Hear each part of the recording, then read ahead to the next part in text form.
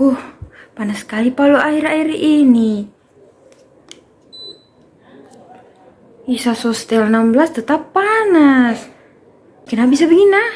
Saya tahu. Pas saya baca di Google, ternyata gara-gara pemanasan global. Apa itu pemanasan global ya? Pemanasan global atau bisa disebut global warming adalah suatu bentuk ketidakseimbangan ekosistem di bumi akibat terjadinya proses peningkatan suhu rata-rata atmosfer, laut, dan daratan di bumi. Nah, kondisi ini bisa membuat lapisan ozon yang menyelimuti permukaan bumi kian menipis. Jadi apa sih yang menyebabkan pemanasan global itu? Kau tahu? Tidak. Jadi ini dia alasannya.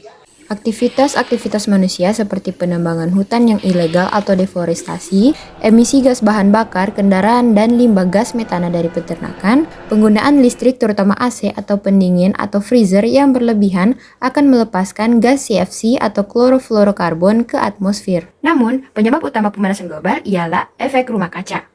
Kondisi ini sejatinya terjadi secara alami, tetapi aktivitas manusia meningkatkan konsentrasi berbagai gas penyebab pemanasan global, terutama karbon dioksida atau CO2. Sinar matahari mencapai atmosfer bumi yang sebagiannya akan dipantulkan kembali keluar angkasa. Sinar yang masuk ke bumi akan diserap oleh tanah dan lautan untuk menghangatkan bumi. Panas dari bumi kembali terpancar ke angkasa. Panas yang dipancarkan bumi akan terperangkap oleh gas rumah kaca di atmosfer. Aktivitas manusia seperti membakar sampah, pembukaan lahan pertanian dengan pembakaran akan meningkatkan gas rumah kaca pada atmosfer. Dan akibatnya suhu bumi akan meningkat yang menyebabkan pemanasan global. Apa aja sih dampaknya? Kamu tahu nggak?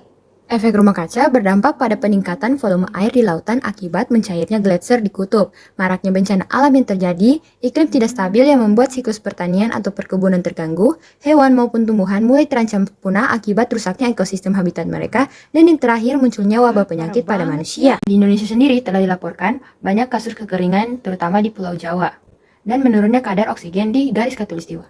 Nah, lalu Miming, solusi pemanasan global itu kayak gimana sih? Solusinya yaitu dengan menggunakan sumber energi alternatif seperti air, matahari, angin, dan bioenergi, kemudian sosialisasi dampak dan pencegahan pemanasan global pada masyarakat, dan yang paling penting adalah konservasi lingkungan seperti melakukan reboisasi, penanaman pohon, dan penghijauan lahan kritis, sebab hal ini sangat penting dalam mengurangi efek rumah kaca. Solusi pemanasan global yang telah diterapkan sekolah saya yaitu pembangunan greenhouse sebagai salah satu program adiwiyata sekolah. Nah, itu tadi penjelasan tentang pemanasan global. Sampai jumpa di lain waktu.